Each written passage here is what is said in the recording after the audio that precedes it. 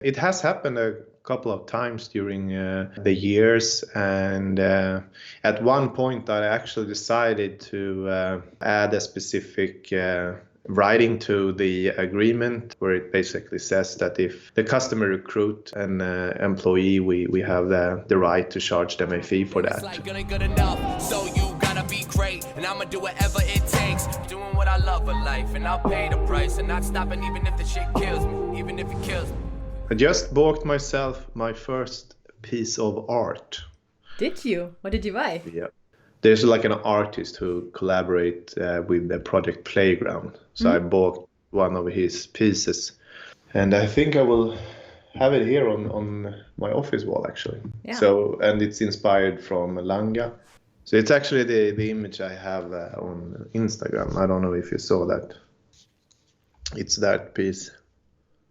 Yes, I've seen it. Yeah, that's a nice one. So it's the name is it's Cloud Painter, and it's like a small kid who draw clouds, thinking about dreaming big for me. I think that's what I think. Yeah. And also exactly. I think it's. I mean, something we all do as kids. We paint the clouds. We dream about the clouds and. See things in the clouds, also have imagination. Yeah, but it's also another very important aspect of it from my point of view, which is I think it's super important to remind yourself on a daily basis that it's actually the same clouds that we have here, right? Yeah. In Sweden, it's the same clouds, but to different places in the world, like Langa and Stockholm, and we have the same skies, we have the same stars, sun, but we have so different, opportunities to actually pursue things in life, and for me it's a big thing about like a good reminder why I'm doing what I'm doing on a daily basis. Yes, I like that it's not just a piece of art, but there's something more attached to it. All right, 116 MattGron Talks. Okay, I count you Let's get serious. 3, 2, 1. Hello friends and welcome to MattGron Talks. This is episode 116 and my name is Mattias Gronborg, aka MattGron, and I'm the founder of the HubSpot agency iGomon, and here I share my scaling up journey building this company from nothing to something. And of course, with me as usual, the one and only my co-host, Svea Malina Landshoff. Hi, how are you doing? I'm good. I'm just very cold. That's why I have this maximum sweater on today. But I was sitting in the living room and said, I'm so cold. Like, winter is here. It's the middle of November and I can feel it. But otherwise, I'm warm in my heart, That sounded very cheesy. Yeah. How are you doing? I'm good. I'm here in my new office. I can see the background's getting better and better every episode. Definitely. Yeah, it's, still I'm waiting for some deliveries. I don't have a desk or drawers to put stuff. So everything is kind of cramped out.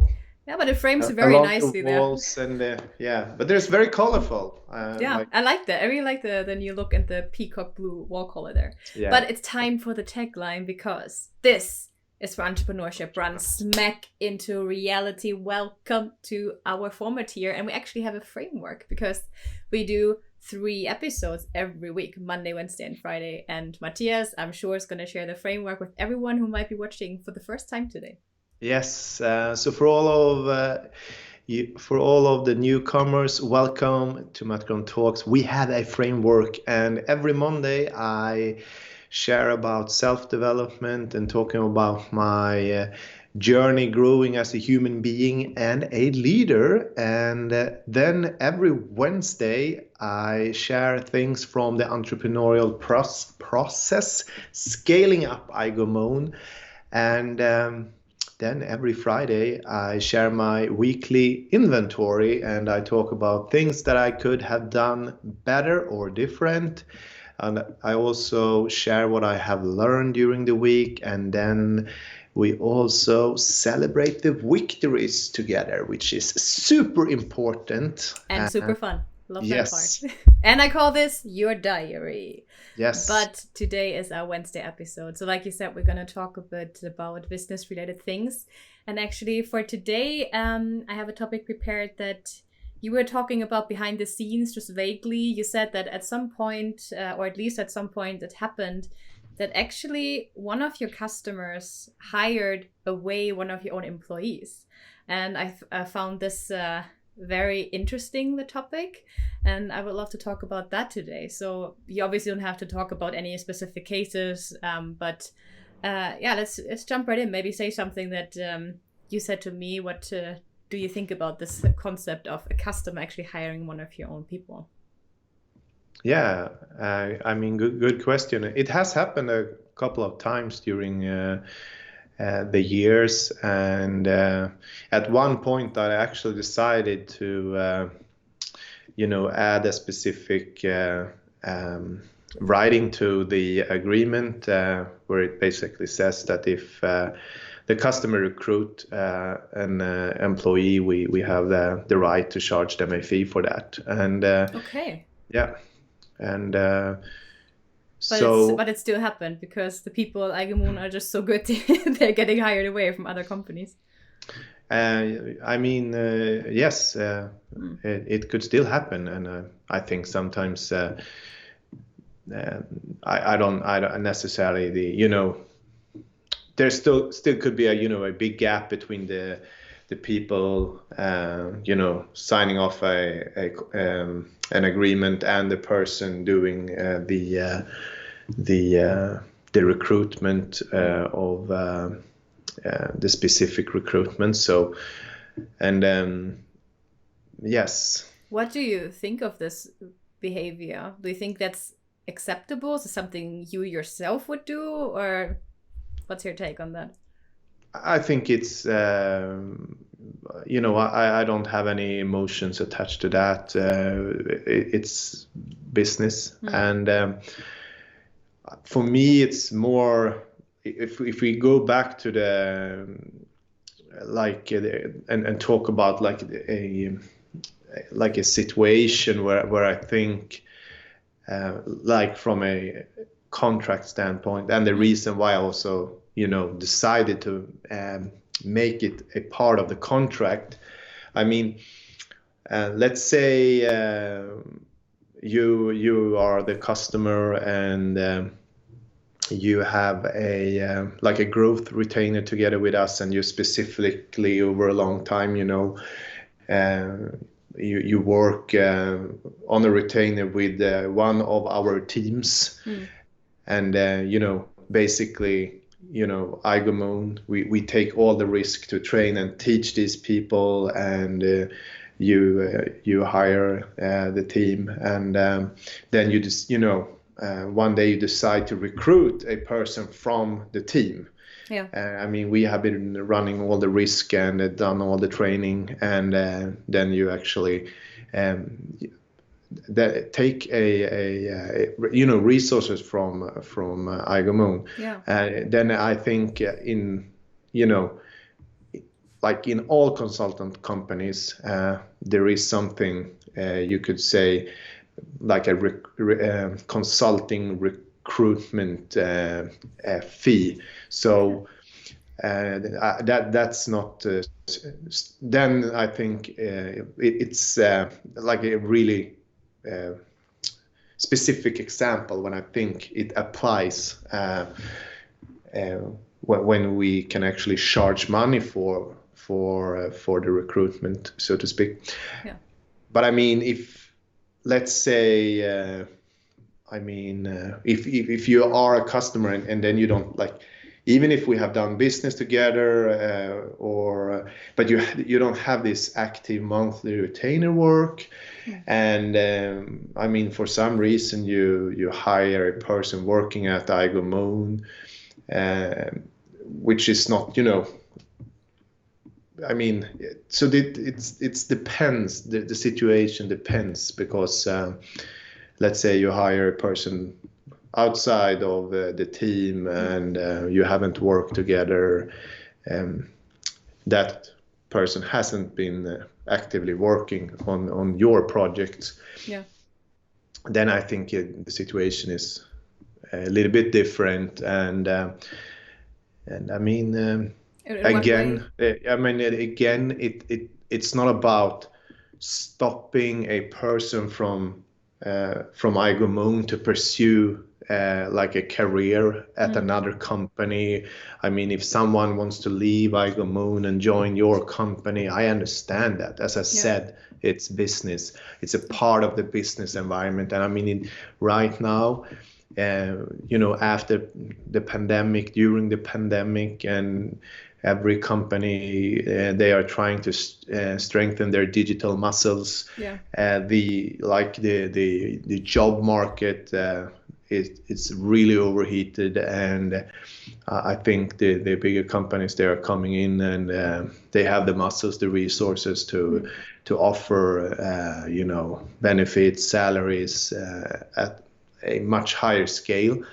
And we talked about that. So of course, I'm also offensive. I must protect Igo Moon, and I must also, when it's right, I will not hesitate to try to just apply what the agreement says. But at the same time, I mean, if it's not a person that you have been working together with in a specific project, retainer, and then that person want to pursue a new career together with you, I think that's great. That's part of the business. And I mean, we are growing people at Igo Moon, and I understand that other companies, they want our people. So I like it. You see it that way, that you see that the people are just really good, and other companies see that too. But interesting that you said you even have like a part in your contract about it. I didn't know, but also, I don't have much background in the corporate world, but I didn't know it was actually such a common thing that people have that in their contracts. Very interesting for me and surprising. And like you said, it's like when people come in and take some of your able people away from you, it's a big loss for Igo Moon, because you're still relatively small, and I mean, you always stress how important the people are, and finding able people who are not only fulfilling all the things they need to have in order to do the job right, but also to be the perfect culture fit. So I understand what you mean there. I don't say it's a common thing. Like what I mean is that in the consulting world, like if you work at if you look at the recruitment and staffing industry, where you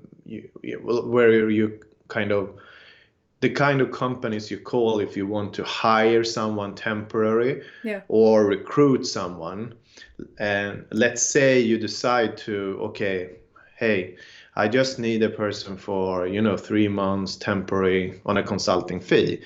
But if you decide to, you feel that person is so great that you realize, low risk, I will take this person and recruit the person. Then there is always in these kind of contracts somewhere that it says if you recruit the person and you're not hiring the person anymore, then you will be forced to pay a recruitment fee. So that's what I mean. Yeah. Okay, I get that. So that's business sense in that industry, and of course I learn and I apply. Yeah. I mean, I think it's an important thing to mention that, and to also incorporate it into the contracts. But another question more on a maybe personal level is, so when that happens, no matter the circumstances, but another company hires away one of your people, and you continue working with this company, do you think it affects the relationship to the customer in any way? Or would you also say, no, that's business, that's not related to any of that? I think, I mean, as in all relationships, it's important to talk about things and don't hide it under the carpet or something. Yeah. I mean, I think still, in many ways, I mean, it's positive. I mean, if someone maybe leaves Igo Moon and start at your company, I mean, then we probably get a really good ambassador at your side. Also true. I like that angle that you have there. I think, again, like I think everything happens for a reason. So you know, I always try to find the bigger perspective and look from different levels. Yeah. And I mean, you know, I think that's the most important part of it. So yeah, that's yeah. I like so that. I think it's positive. It could be super positive. I also think like you must also understand like I mean, if you really like if you decide to, you know, apply what the contracts say, says, then you and the other part, the other side, like your company, you realize, okay, we didn't know that, we didn't read the contract, and then of course you could create some friction for working together in the future. Yeah. So sometimes you also need to balance, like, okay, this is what they will pay us in recruitment fee, but I mean, in the bigger case, there might be a bigger upside actually, you know, working together on bigger projects, bigger retainers. So again, it's all about business sense. You need to understand what you have in front of yourself and then go out, make a decision. And I like that angle you put on there, because I didn't think about it at all, that, you know, even if someone gets hired by another company and you continue with them, so in my head it was like, ooh, I bet there's some kind of like awkwardness in the relationship. But it's very interesting that you say you could have also a very good relationship afterwards, have a good ambassador, have someone already over there, and this person kind of links both companies and they can work on something great together. I think that's a very important point you said there, and really, really important point that I didn't think about. And just in general, I think it's always I just want to acknowledge, I like that you're always so positive and see even in negative things, you always see the good things. I think that's a trait you have there, Mattias. So don't play it down now. To be honest, I also think you know, it's fun. I like when things happens, and you know, I think that's what you do as a businessman. Yeah, like there's always situation to cope with, to handle, and you always. I think it's fun to kind of like see things from different levels and say, okay, wow, now this happened. Interesting. I wonder what will happen now. Like what universe has prepared. Like you know, because when things happens, there is a vacuum for something else to end up there. So go in there. Right. Yeah. Absolutely. All right. That was it for today. There were my questions. Unless you have anything to add, I think there was a sweet episode with some nice input there from your side. Thank you for that. Yeah. And as always, thank you as well. Great questions. And my pleasure. It's a wrap. So thanks for watching MattGron Talks. And my name is Mattias Gronborg, and this was episode 116. And me and Svea, we are looking forward to see you in the next one. Please subscribe, leave a comment if you want to see you in the next one. Bye-bye.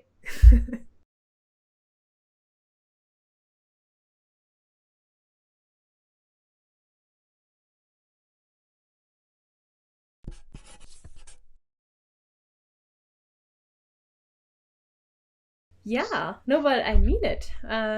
What do you mean? I mean it. I mean that you like whenever we talk about, like for me that would be a bit more of a like a tough topic to talk about. I feel that you still always see something good in things.